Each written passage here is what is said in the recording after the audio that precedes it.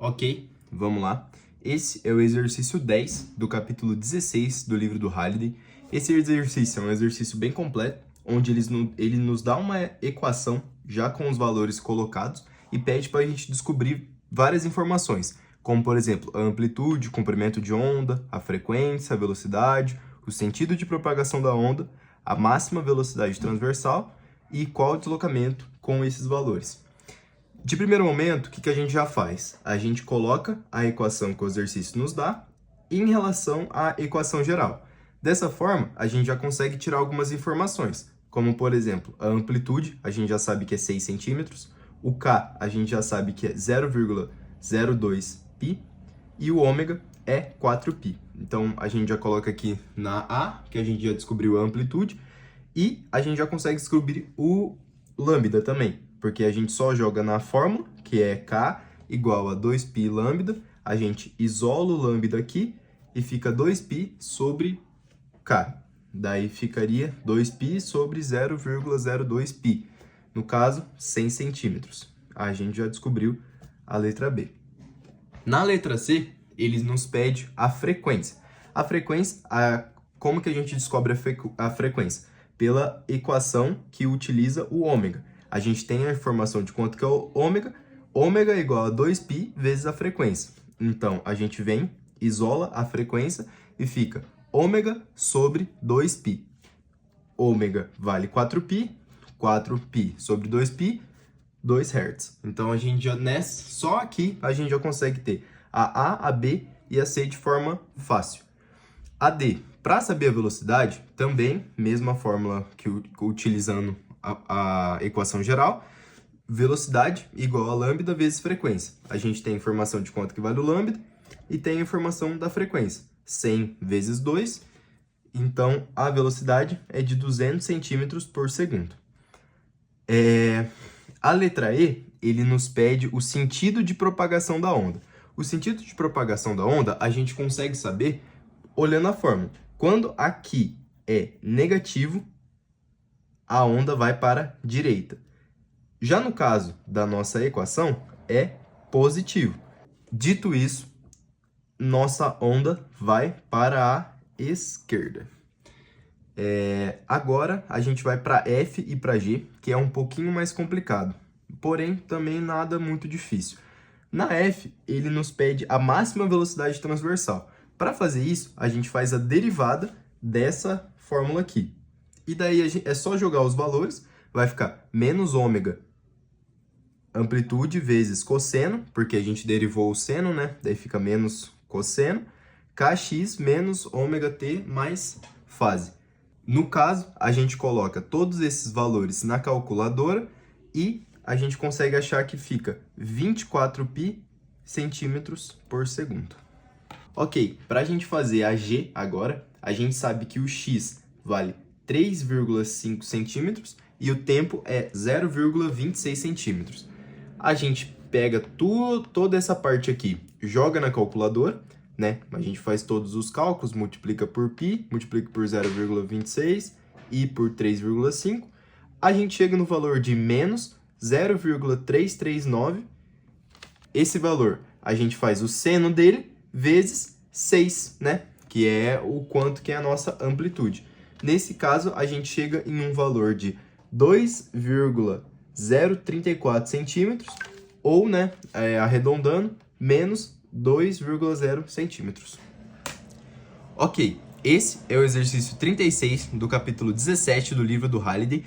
Ele nos dá um texto bem grande, mas basicamente ele pede para modelar a situação, substituindo a pessoa que está gritando por uma fonte sonora isotrópica de potência fixa P e o ouvinte por um ponto Q que absorve parte das ondas sonoras.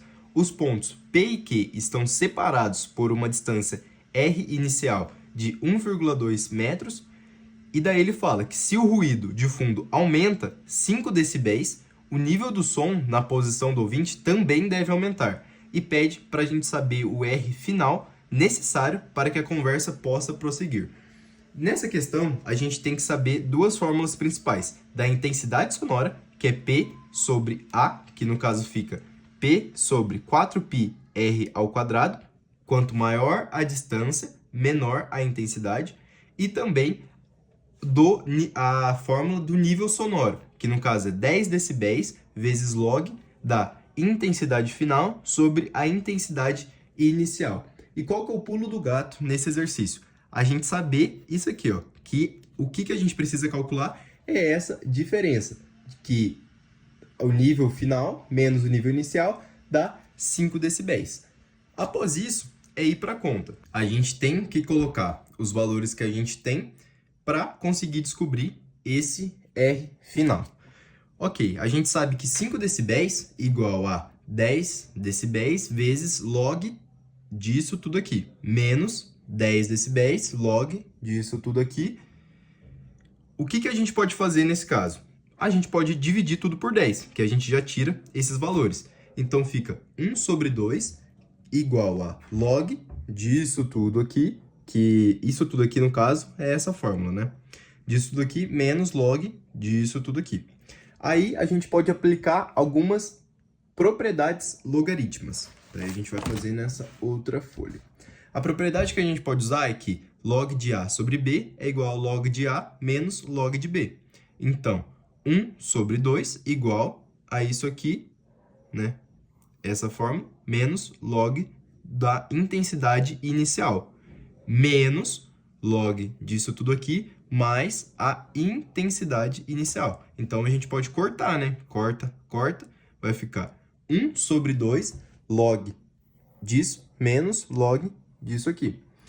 A gente aplica de novo essa mesma fórmula, que vai ficar 1 sobre 2 igual a log de P, menos log de 4π R final ao quadrado, menos log de P mais log de π R inicial ao quadrado. Aí vai ficar, aqui no caso não é π, né? 4π. Aí vai ficar 1 sobre 2 log de 4π R inicial ao quadrado, menos log de 4π R final ao quadrado.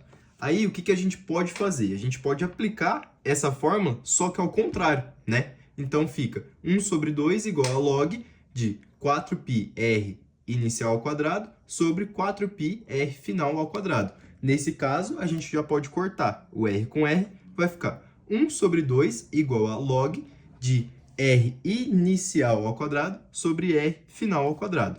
O que falta a gente tirar? Esse log. A gente sabe que quando está escrito log, é log na base 10. Então, o que a gente pode fazer? Tira o log, vai ficar 10 elevado a 1 sobre 2, né? Que era esse valor aqui, igual R inicial ao quadrado sobre R final ao quadrado. Isolando o R final, que é o que a gente quer, fica R final, raiz de R inicial ao quadrado sobre 10π 10π, opa, desculpa, não tem π, tá? 10 elevado a 1 sobre 2, que no caso é raiz de 1,2 ao quadrado sobre, que é o valor que a gente já tinha, né? Que tá aqui no enunciado, 1,2 metros.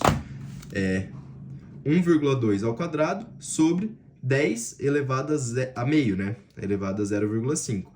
Colocando na calculadora, a gente consegue achar o valor, que é 0,67 metros, tá?